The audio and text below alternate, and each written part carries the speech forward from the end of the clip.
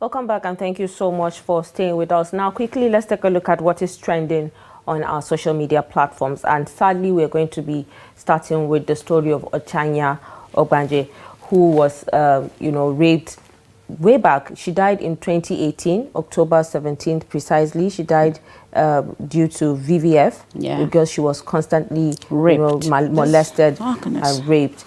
And all of a sudden, her story emerged, came up again 7 years later because they are seeking for justice. The family went on Channels TV. Her elder brother went on Channels TV to talk about how they were being threatened because of this issue resurfacing again now for people to seek for justice.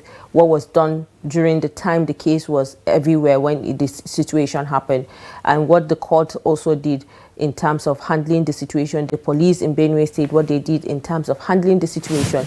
And a lot of statistics shows that the number of cases when it comes to rape cases that are being reported in Benue State is minimal.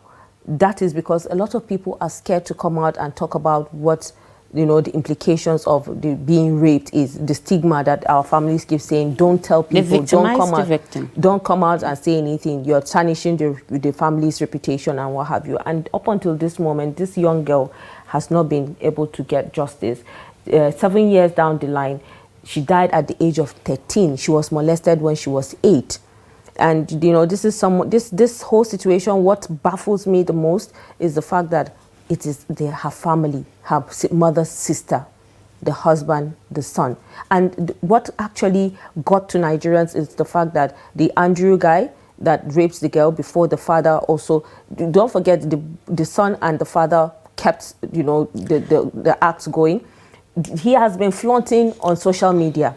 And the father is actually a lecturer in the university in Benue. This is very distasteful. People are asking questions. How can a lecturer in a university have the backing of the kind of people, caliber of people that have, stood up for him to cover this heinous crime that him and his son have committed so far? Even though the wife was convicted by NAPTIP and what NAPTIP have a lot of things they can actually do to tackle situations like this, but they can do little when the families are not willing to support the campaign or their advocacies and what have you. It's a concern for Nigerians. Imagine they are saying 1,000 cases of rape in Nigeria, over 200 million people. You can't tell the number of women already. That that majority is the women in Nigeria. Imagine saying that 1,000 cases for both police and NAPTIP producing 1,000 cases of rape within Nigeria. It's not possible. It should be more than that. If only people can come out to talk about what was done to them. Sadly, this young girl still came out, granted an interview and narrated what happened, but the court didn't use her narration. They didn't use her evidence as credible enough to convict these perpetrators. Fatima, many people thought the perpetrators were in jail already, because the matter it died down, and a lot of people actually thought, alas, they were discharged and acquitted by the court. And it's a good thing that they are bringing back the case right now, because Fatima, we have lots of pedophiles in Nigeria. Another one happened just yesterday. Another story. I saw a father also was caught for raping his 3 and 5 year old so daughters. It keeps coming up. Many stories keeps coming. You hardly go to the news and not see one rape story or an old man molesting a child, a very small girl or something like that. So, and it's not just the young girl child that goes through this molestation. There are no heavy consequences on these pedophiles, and that's why they will say the worst that can happen is to charge them to court, and they find their way out of the prison, and continue life. And this is what we are talking about. Something has to be done. Now that this issue has resurfaced again, I'm waiting to see what is going to be done. These people should rot in jail, as far as I'm concerned. They should be castrated, honestly, because that's the only... They should rot in jail. They don't deserve to live on the surface of the earth. How can you rape a small child? How can you rape a 10-year-old? How can you rape an 8... What sort of animalism is? Even animals do not do this kind of things. If you see the campaigns from people saying how she was violated, the word that they're using, it's sad to see. At this point, we are also joining all Nigerians to campaign and advocate and also seek justice for Ochanya at this point. So we stand with Ochanya, we stand with the family, we stand with every family and young girls out there, even young boys out there that have been molested or violated one way or the other by these pedophiles. But then also I commend Senator Natasha Akpoti-Odoran for coming out to say that she's going to present the petition in the Senate when she resumes, you know, because she's in Kogi to commission the opening of her project, which she has invited Senator Gospel Akpabio and the rest, which is really impressive to see their crisis have been dying down.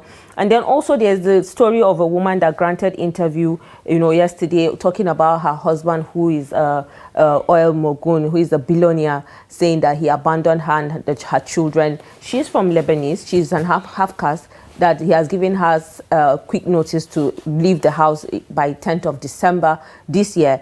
And he's not paying rent. They keep cutting water, cutting light. She must have had enough for her to come out and grant interview. I mean, you can see the number of stations that went to grant her this interview and gave her the listening ear. And still, Senator Natasha Akpoti-Odoran, after Mazi Tunde had not posted, she wrote under the caption that they should please get her, this woman, to send in her, you know, case. She's going to present it alongside Ochanya's issue to the Senate to see what will be done.